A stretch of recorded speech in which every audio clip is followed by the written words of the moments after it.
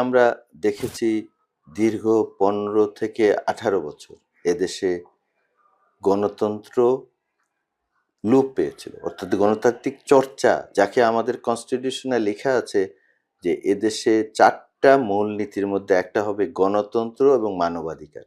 মানবাধিকার বলতে কিছু ছিলই না। আরেকটা ছিল যে সমাজতন্ত্র এবং শোষণ মুক্তি, জাতীয়তাবাদ।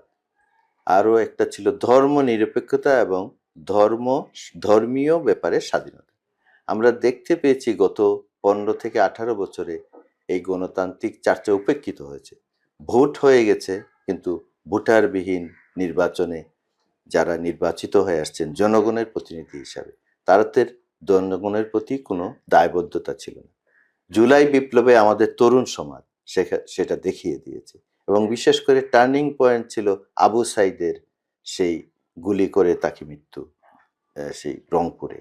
এবং এরপরে আমরা দেখতে পেয়েছি সমস্ত দেশে একটা আলোড়ন সৃষ্টি হয়েছে, নতুন আন্দোলনের দিকে যাচ্ছে, যে প্রত্যয় নিয়ে আমাদের দেশে ১৯৭১ সালে স্বাধীনতার যোদ্ধারা যারা ১৯৭১ সালে অকাতরে প্রাণ দিয়েছে একটা স্বাধীন দেশ আমাদেরকে উপহার দেওয়ার জন্য, এবং তখন যাদের নেতৃত্বে স্বাধীন দেশ হয়েছিল সেটারও কিন্তু নেতৃত্ব দিয়েছিলেন একজন অকুতোভয় বীর যোদ্ধা, যিনি আসছিলেন সামরিক বাহিনী থেকে। তার নামে একটা জেড ফোর্সও ছিল, এবং তিনি ছিলেন স্বাধীনতার ঘোষক জিয়াউর রহমান।